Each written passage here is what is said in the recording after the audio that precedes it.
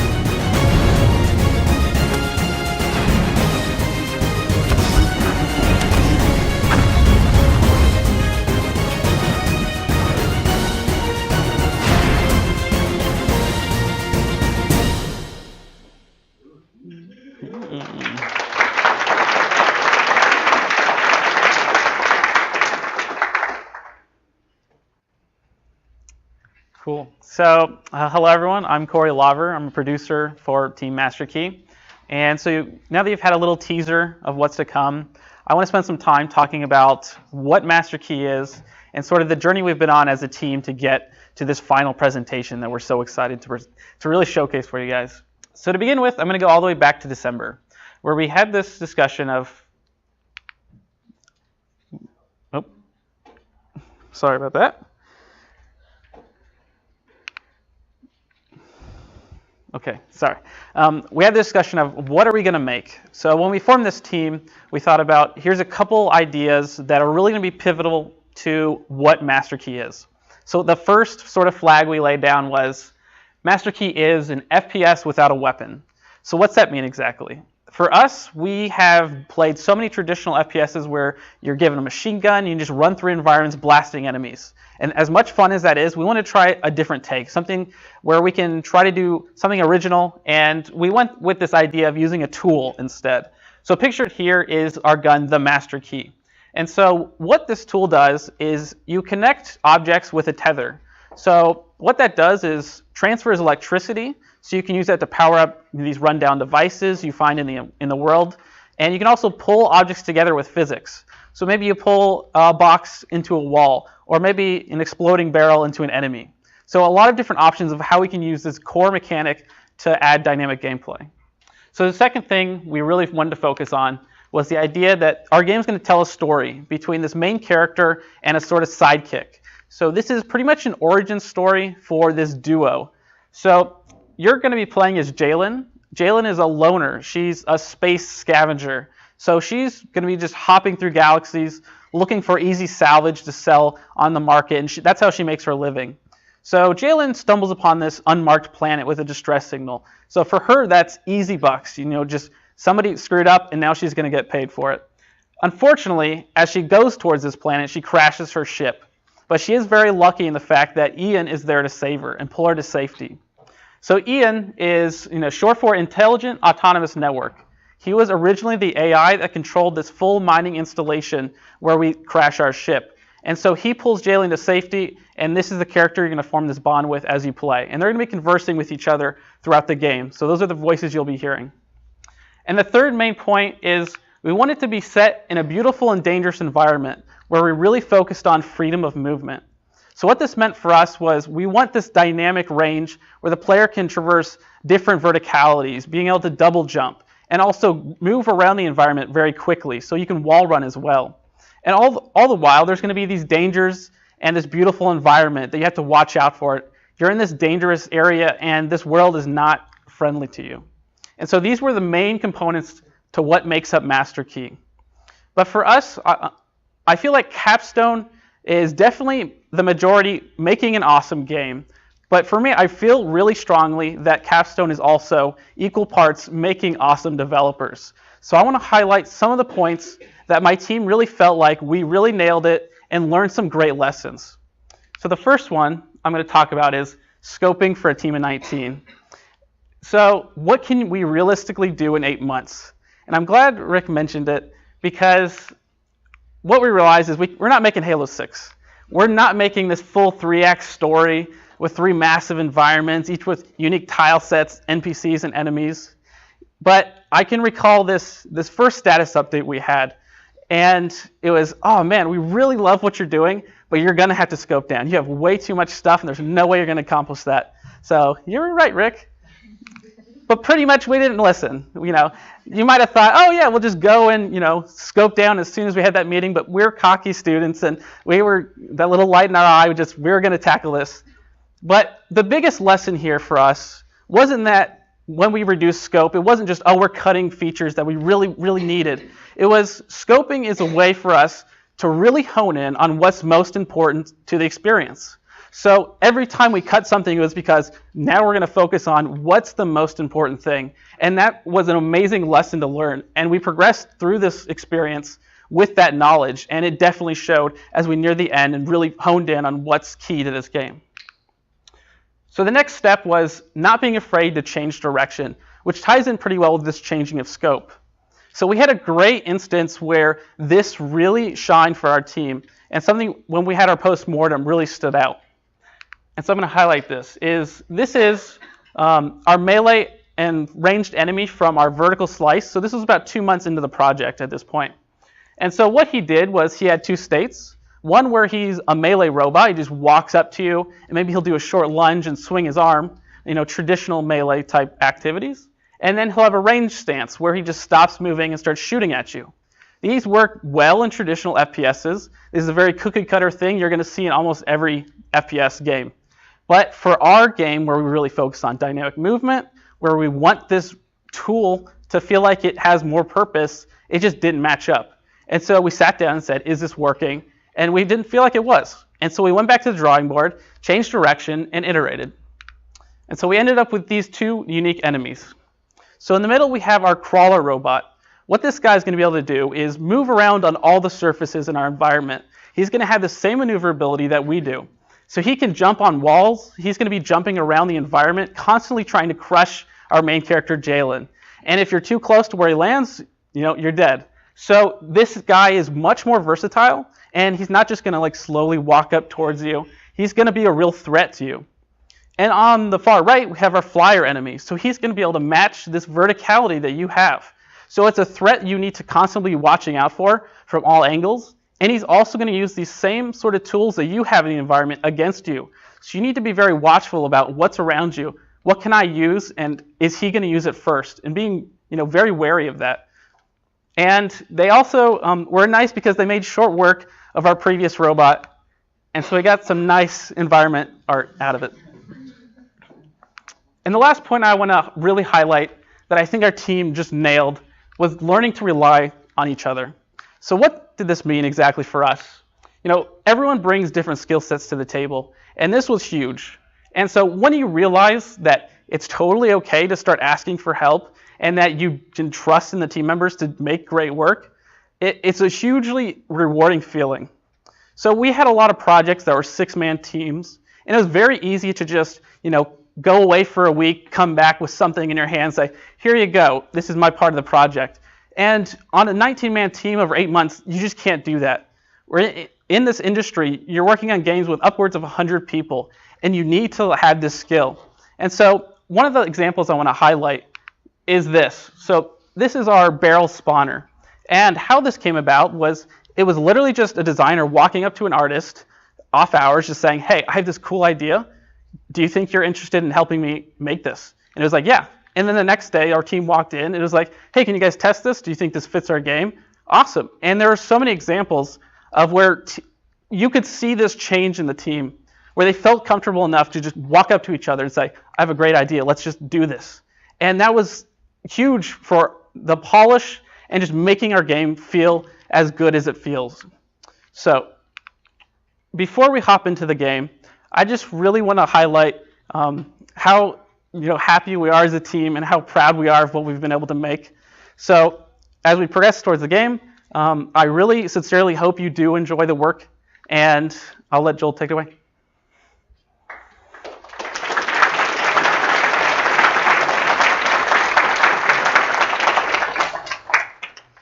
Can you hit the lights?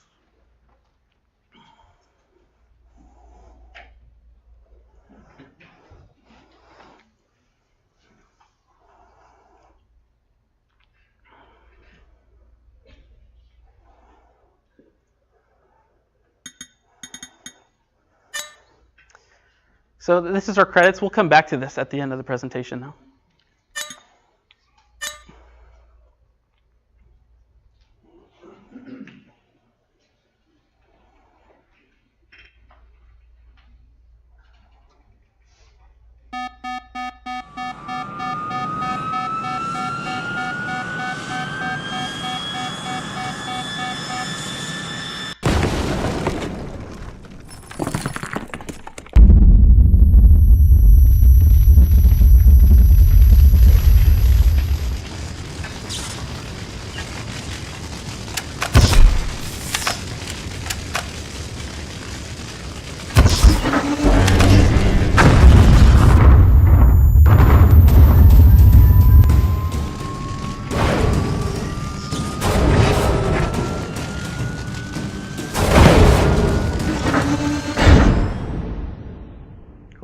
So our main character, Jalen, has just been saved by Ian, this character you see here. And as she's being pulled to safety, she's going to, be unconscious for a while, but she's eventually going to wake up and have tons of questions. Like, where are we and what's going on? So the goal here is get these two characters off this planet. And that's where our game's going to begin.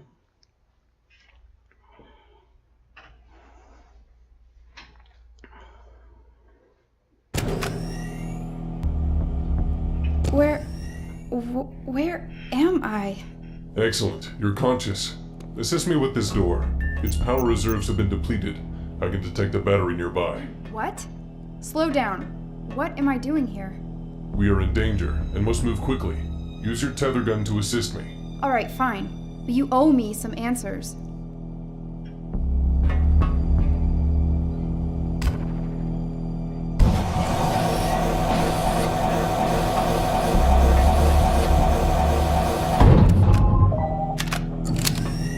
Okay, Toaster, you start talking before I start rewiring.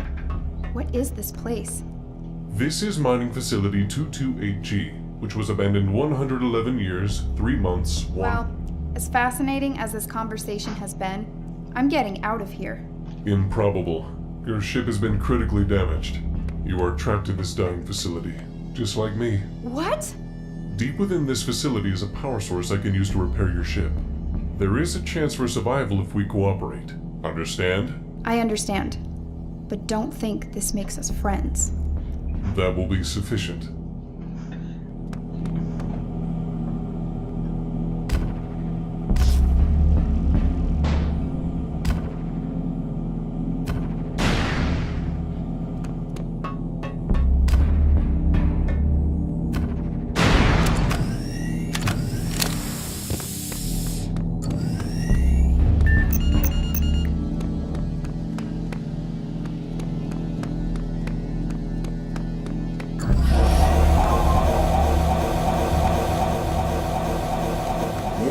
Facility operators are dangerous.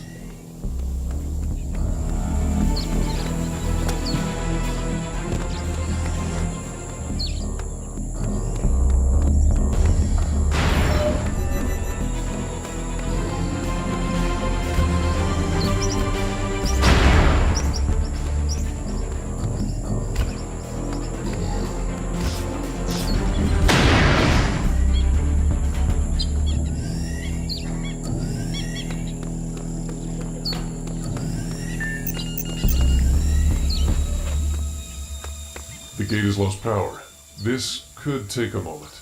Yeah, I think I'll try to find my own way around. That may be best. This maintenance corridor will provide us access to the Zalanite Refinery, where we can retrieve the energy source. I will now attempt to grant us access.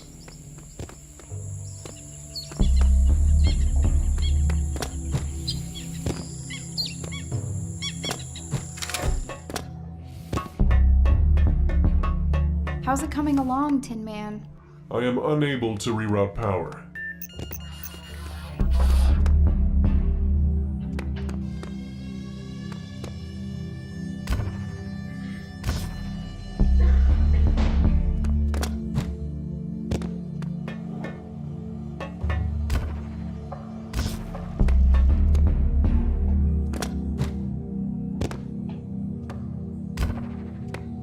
Jalen, I'm being attacked.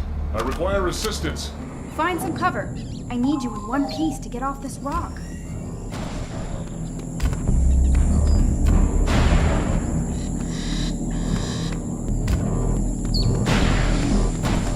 See? Handled it. Your actions were 99% reckless. But 100% effective. Trust me, lug wrench. I am not a lug wrench. I am the Intelligent Autonomous Network, a fully capable AI. Right. I'll just call you Ian.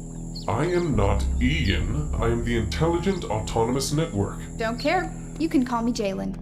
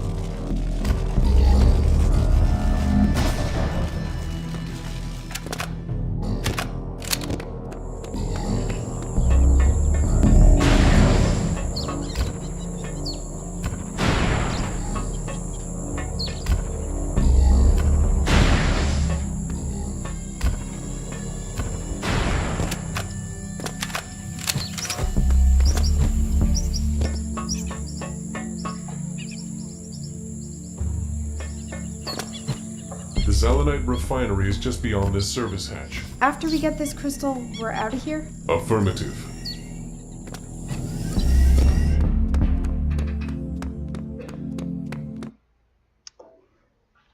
So, as Ian mentioned, you're now entering the refinery level of our game. And so in here is going to be this powerful Zelenite crystals, which you need to power up your ship and escape this planet. So by working together with the guide, you're going to be able to progress through this area, get that crystal, and off the planet.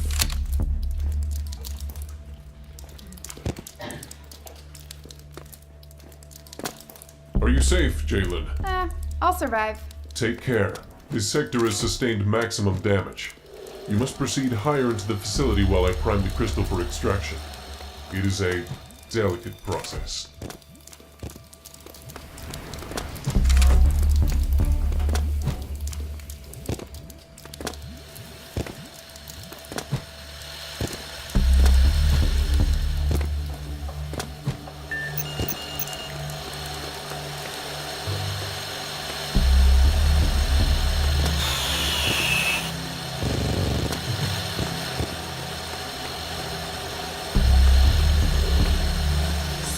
What exactly am I looking for here? The facility core. 18,000 kilos of compressed octahedral zelenite. A gigantic glowing crystal? Put simply. Yeah, I think I see it.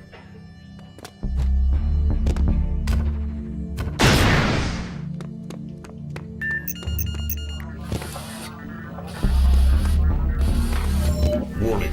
Reading large fluctuations of unbound energy. That's a funny way of saying electrified death trap. Warning. Reading an electrified death trap. Thanks.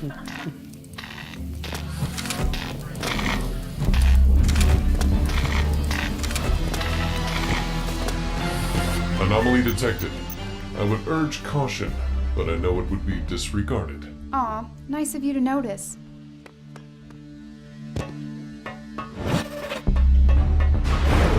Its armor is thick, but it's conductive. In case of injury, I'm activating nearby healing stations.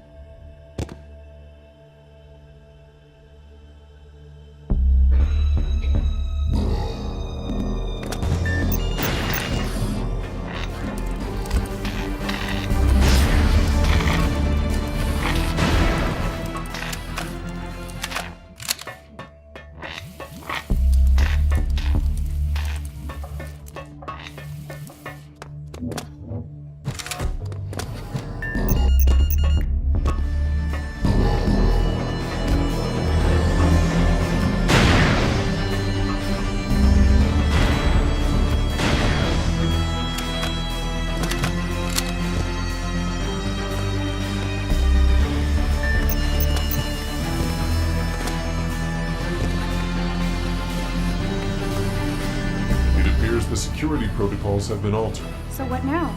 There is a master control station like this one located higher in this chamber. Perhaps if we could reach it, we could bypass the security. I'll find a way up.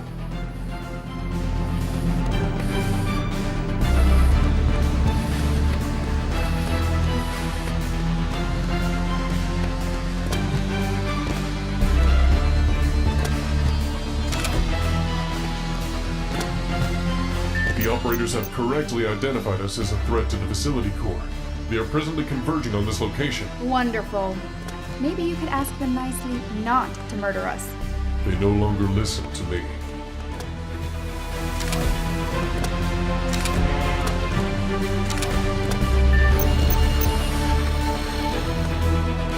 It may interest you to know there is a chance of catastrophic destabilization. Ian, define catastrophic.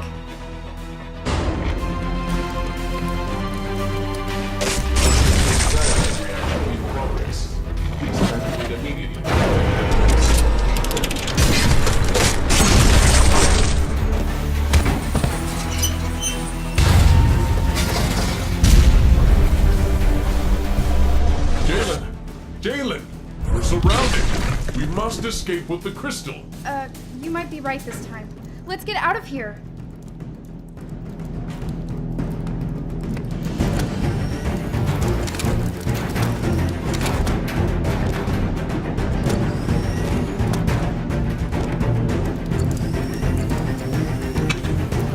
I can't fight this thing.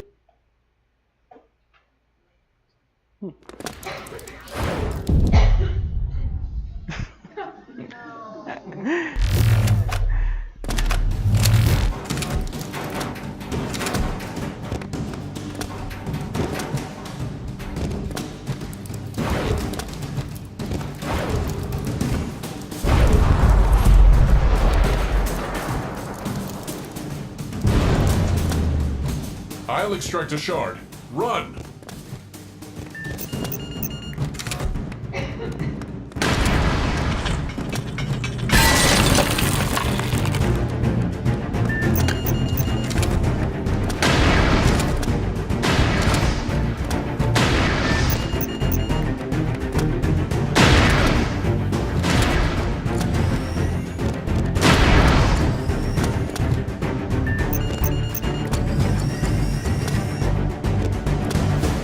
I'll begin the repairs. I'll set the course.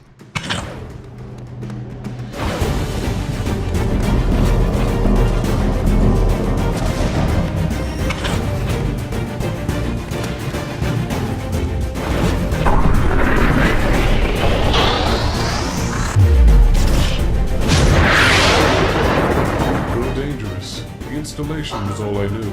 So, what now, Ian? I do not know, David. Ha, you and me both. This salvage was nearly a total loss. But, come to think of it, there's another job I think you could help me with, Ian.